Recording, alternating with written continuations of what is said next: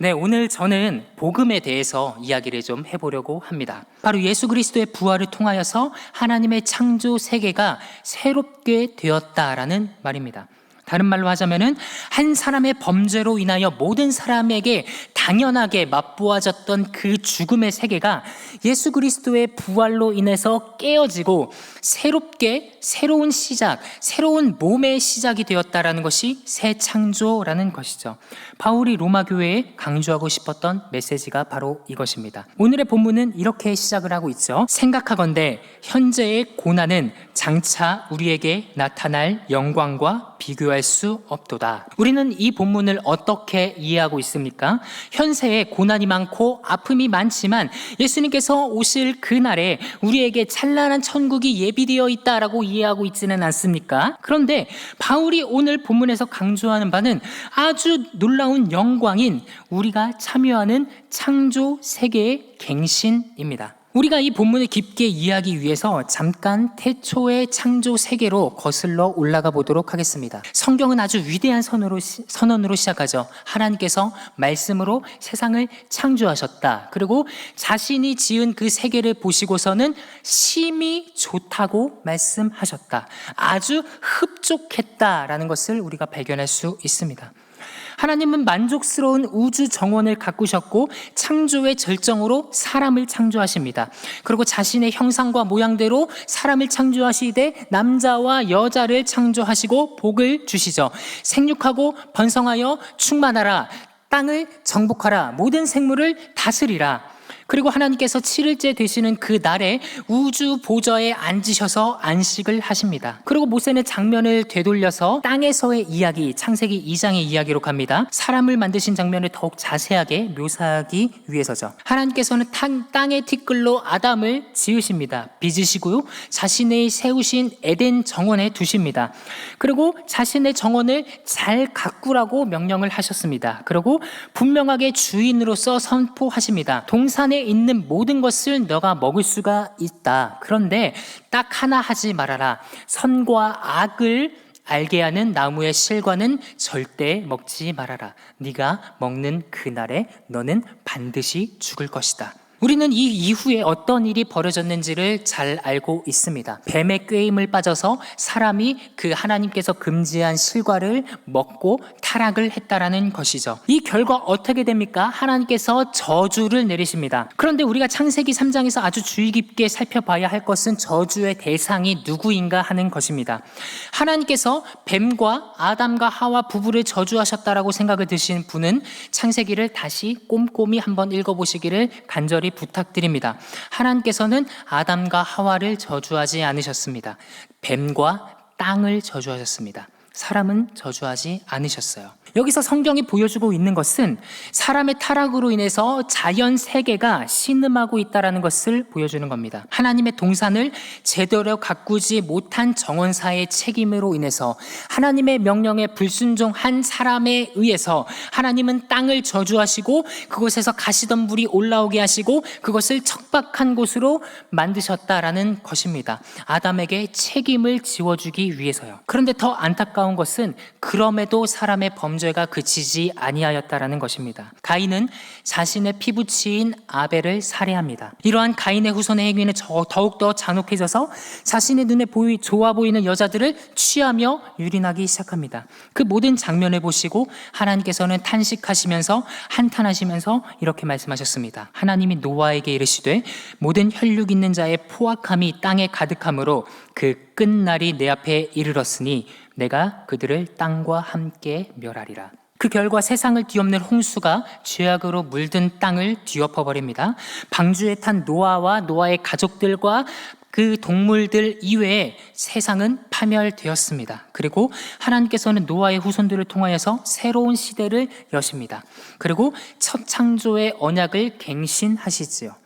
여기서 우리는 아담에게 하신 말씀과 노아에게 하신 그 언약에서 차이점이 있다는 것을 발견할 수가 있습니다. 첫 번째로 홍수 이후에 하나님은 땅의 저주를 해방하십니다. 왜냐하면 홍수로 인해서 땅이, 죄악으로 물든 땅이 정화되었고 다시 비옥해졌기 때문입니다. 두 번째는 생육하고 번성하여 땅에 충만하라라는 명령을 똑같이 주시지만은 빠진 것이 있어요. 바로 땅을 정복하고 모든 생물을 다스리라라는 명령은 제외가 됩니다. 노아의 후손들에게 이 두 명령은 주어지지 않았다라는 것이죠. 왜냐하면 사람이 이 명령을 제멋대로 이용했기 때문입니다. 땅을 정복한다라는 것은 곧 아담처럼 에덴을 잘 가꾸고 지켰던 것처럼 하나님의 통치 세계의 대리 통치자로서 선하게 가꾸어야 한다라는 것을 의미합니다.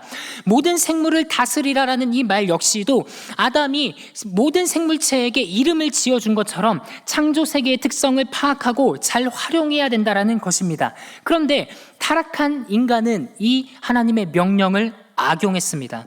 땅을 황무지가 되도록 개간하고 지력을 상실하게 하여서 황폐하게 만들고 창조 세계를 멋대로 유린했습니다. 그래서 홍수 이후에는 이 명령을 주시 않은 겁니다. 사람이 생각하는 바가 어려서부터 악하기 때문에 이 명령을 주셨다간 땅이 어떻게 될지 하나님께서 아셨기 때문입니다. 그런데요, 우리가 사는 이 세상이 어떻습니까?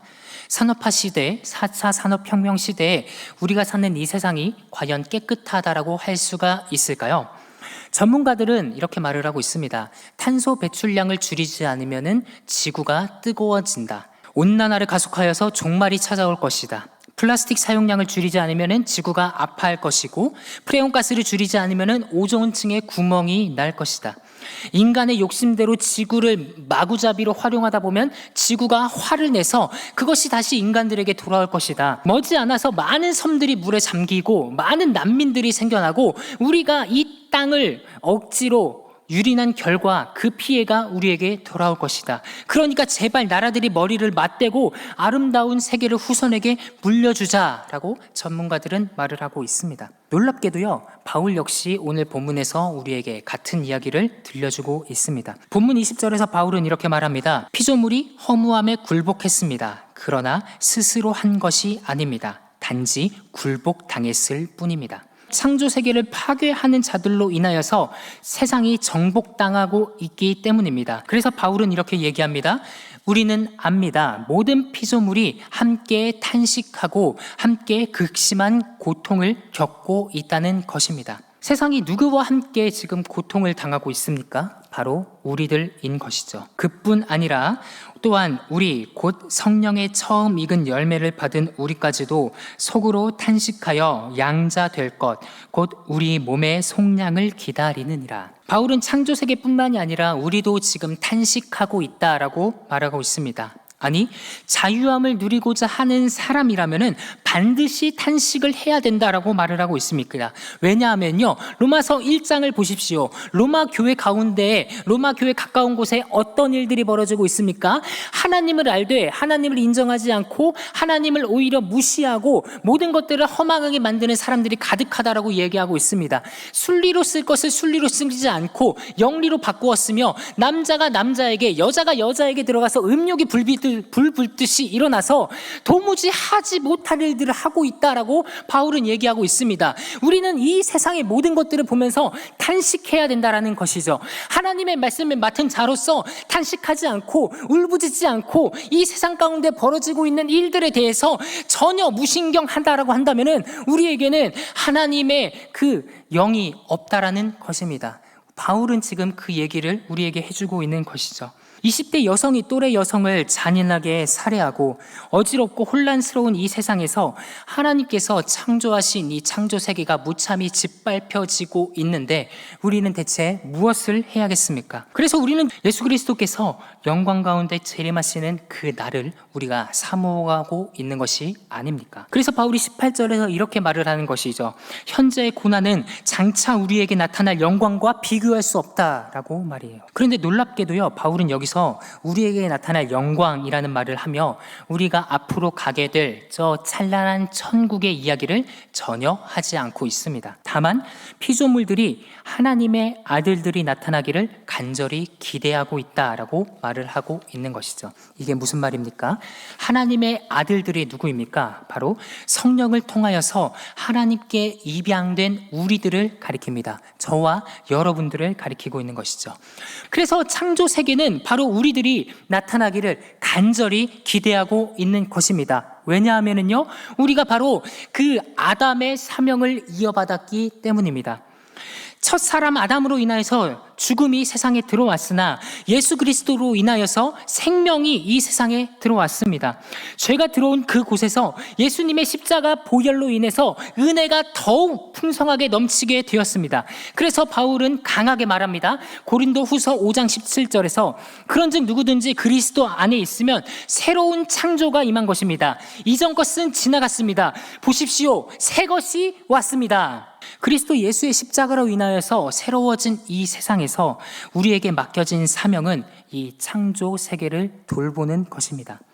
아담이 실패했던 그 에덴을 돌보는 것이 성령으로 하나님의 아들 된 우리에게 주어진 사명입니다. 그리고 우리는 고통으로 울부짖고 신음하는 이 자연 세계를 보면서 우리도 역시 탄식해야 하는 것입니다. 하나님, 내가 대체 무슨 일을 할 수가 있을까요? 하나님, 내가 주님 오시는 그날까지 이 창조 세계 가운데에서 청지기로서 무슨 일을 할 수가 있겠습니까? 하나님, 내가 세상을 위해서 무슨 일을 해야 되죠? 하나님, 내가 플라스틱 사용량을 줄여야 할까요? 텀블러를 사용해야 될까요? 일회용품을 줄여야 할까요? 자동차를 적게 타고 대중교통을 이용하고 종이빨대를 사용하고 채식을 하고 재활용을 하고 환경보호에 동참해야겠습니까? 하나님, 대체 내가 무슨 일을 해야겠습니까? 사랑하는 성도 여러분, 우리는 복음을 전해야 된다는 것입니다.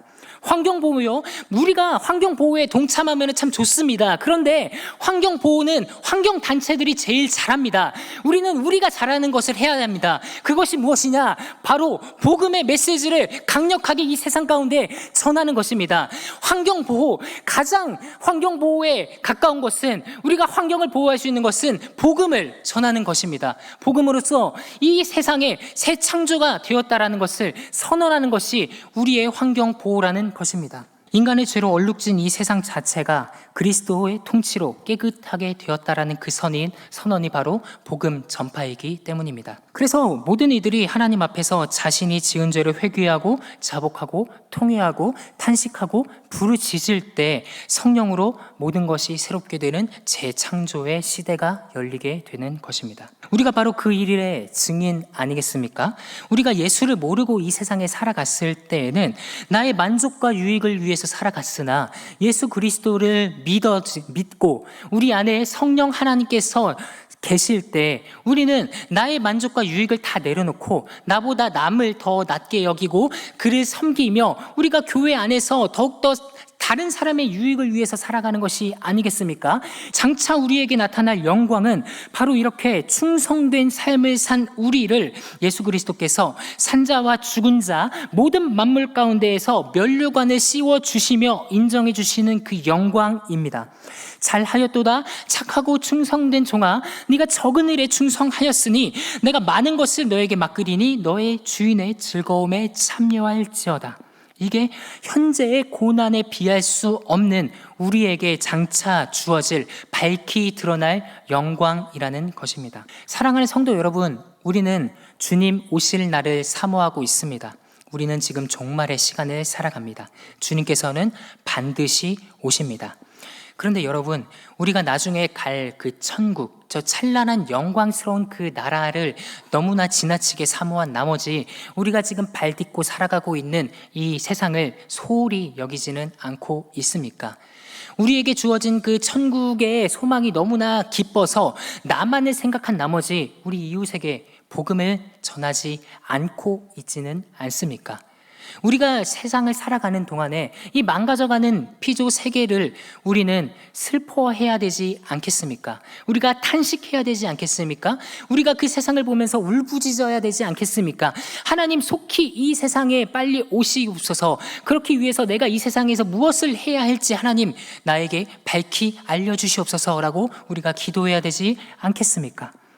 그래서 우리는 무엇을 하며 이 세상을 살아가야 될지 점검해야 되는 것입니다. 우리에게는 맡겨진 사명이 있습니다. 우리가 제일 잘하는 것을 해야 합니다. 그것이 바로 복음 전파, 성령의 감동을 받은 우리의 가슴에 불 불듯이 일어나는 그것이 바로 복음 전파입니다. 우리가 이 세상 가운데서 하나님이 왕 되시고 하나님께서 통치하고 계시고 하나님께서 지금 우리를 사용하셔서 이 만물을 새롭게 하시는 그 순간에 재창조의 역사가 지금 나로부터 시작되었다라는 사실이 믿어지게 된다면 우리는 세상 가운데로 나아가게 될 것입니다. 세상의 고통과 슬픔, 두려움에 안타까워하고 지금 울부짖고 계십니까? 그렇다면 지금 나아가서 복음을 전하시기 바랍니다. 세상 가운데 슬퍼하고 있는 나의 친구들에게, 지인들에게 내가 만난 하나님을 전하시기 바랍니다. 그들의 어두움에 잠식되고 있는 그 깊은 시면에 밝은 빛을 비추시기 바랍니다. 하나님은 우리를 통해서 만물을 새롭게 하시는 분이십니다. 우리를 통하여서 하나님께서는 하시고 싶은 계획이 있습니다. 그것이 바로 복음의 전파인 줄을 믿습니다. 기도하겠습니다.